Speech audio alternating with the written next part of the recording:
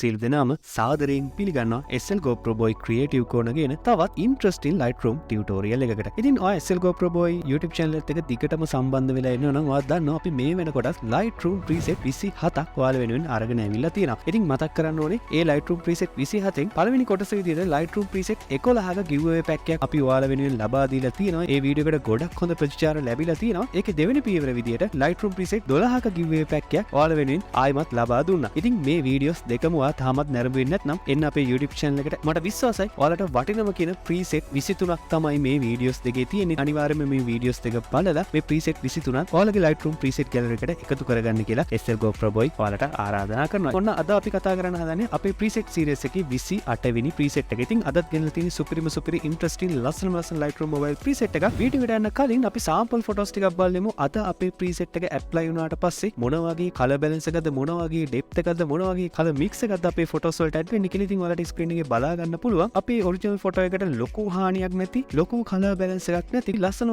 tone එකක්, ලස්සන texture mix එකක්, ඒ වගේම තමයි sharpening එකත් එක්ක color blend එකක් එක්ක සුපිරි preset එකක් තමයි අද ඔයාලා වෙනුවෙන් ගෙනල්ලා තියෙන්නේ. ඉතින් වැඩි කල් වෙලා ගන්න ඕනේ නැහැ. අපි බලමු කොහොමද මේ basic tone volume 1 කියන preset එක create කරගන්නේ කියලා.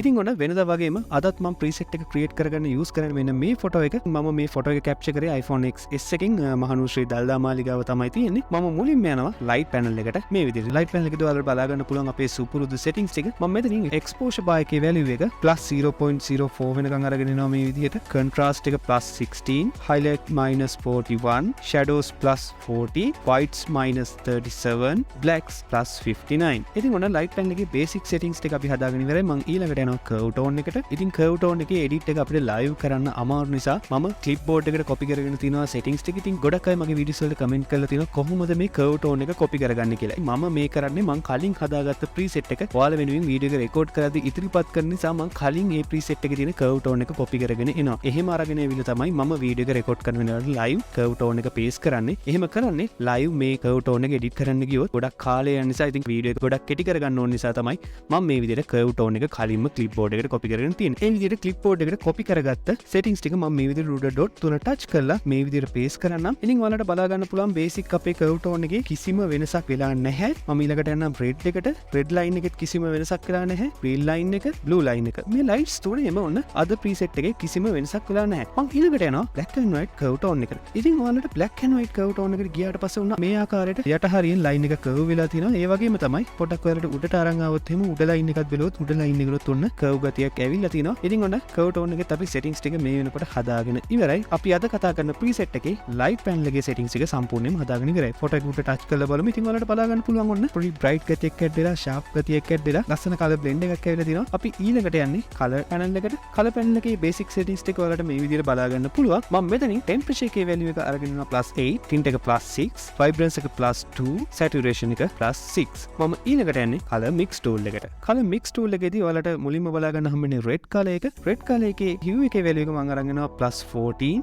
saturation එක -27, luminance එක 0. මම ඊළඟට යනවා orange color එකට. orange color එකේ hue එක -7, saturation එක -35, luminance එක +4. මම ඊළඟට යන්නේ yellow color එකට. yellow color එකේ hue එක -47, saturation එක -39, luminance එක -30. ඊළඟට යනවා මම green color එකට. green color එකේදී hue එක -12, saturation එක -11, luminance එක -20. මම ඊළඟට එනවා magenta එකට. magenta එකේ hue එක +4, saturation එක +3, luminance එක 0. මම ඊළඟට යනවා blue color එකට. blue color එකේදී hue එක +3, saturation එක -27, luminance එක +30. මම ඊළඟට යනවා purple සහ pink කියන colors දෙකට. ඉතින් මේ colors දෙකේ අපිට කිසිම වෙනසක් කරගන්න නැහැ. ඔන්න අපි color mix tool එකේ වැඩ ටික ඉවරයි. මම මේ විදිහට panel එකෙන් exit වෙනවා. ඉතින් ඔයාලට මතක් කරන්න ඕනේ අපි මේ කතා කරන හැම preset එකක්ම ඔයාලට නොමිලේම download කරගන්න ඕන chance එක තියෙනවා. ඉතින් කරන්න තියෙන්නේ පුංචි දේ ඔයාලට මේ වීඩියෝ එක බලාගෙන යනකොට YouTube card option එක යටතේ මේ වීඩියෝ එකේ දකුණු පැත්තේ උඩ කෙළවරේ password එකක් බලා ගන්න පුළුවන්. අනිවාර්යයෙන්ම මේ password එක දැක්ක ගමන්ම කොහේ හරි note එකක් දාගන්න. පළවෙනි description box එකේ අපි guidelines ටිකක් දීලා තියෙනවා කොහොමද මේ preset එක නොමිලේම ඔයාලට download කරගන්න පුළුවන් වෙන්නේ කියලා. ඉතින් අනිවාර්යයෙන්ම මේ description එක හොඳින් කියවලා මේ guidelines ටික අනුගමනය කරලා මේ step ටික අනුගමනය කරලා මේ preset එක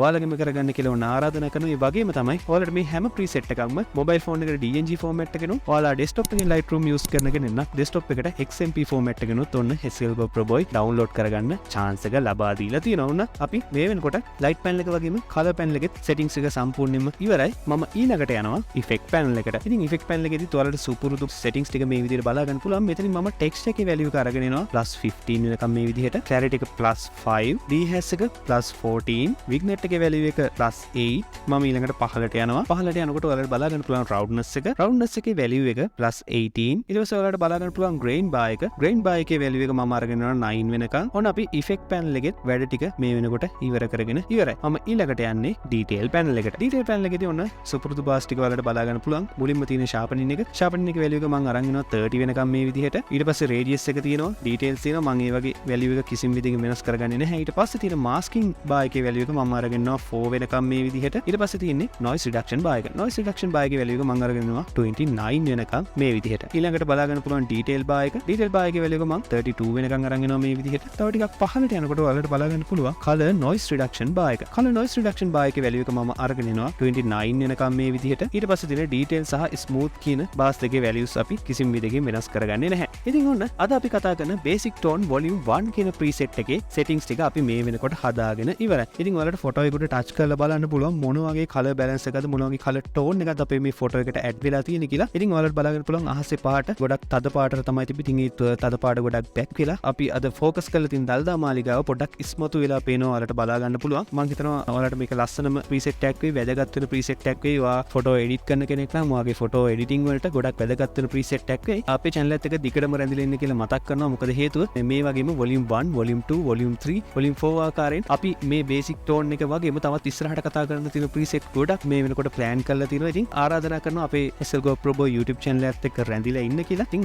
මතක් කරනවා subscribe button එක තියෙනවා බලන්න subscribe button එක ඔබන්න. ඒ වගේම තමයි වීඩියෝ එක හොඳට like එකක් දාන්න. ඔයාලට මොකක් හරි Lightroom පිළිබඳ ගැටලුවක් තියෙනවා නම් අනිවාර්යයෙන්ම මාව contact කරගන්න පුළුවන්. මම description එකේ WhatsApp number එක දානවා. ඉතින් ඒ වගේම තමයි පල්ලා comment section එක ඔයාලට ඕනම වෙලාවක ඕනම විදිහකින් mute වෙලා තියෙනවා. අනිවාර්යයෙන්ම comment එකක් දාන්න මොකක් හරි ගැටලුවක් තියෙනවා නම් මොන හරි අහන්න දෙයක් තියෙනවා නම් මේ වගේම ලස්සන සුපිරි preset එකක් අරගෙන ආයෙත් ලබන සෙන්සරාදා හවස 6ට හමු වෙන බලාපොරොත්තු වෙන්න ඕන. අදට සමු ගන්නවා. ක්‍රියේටිව් වල හැමෝටම සුබම සුබ දවසක් වෙන්න කියලා ප්‍රාර්ථනා කරනවා.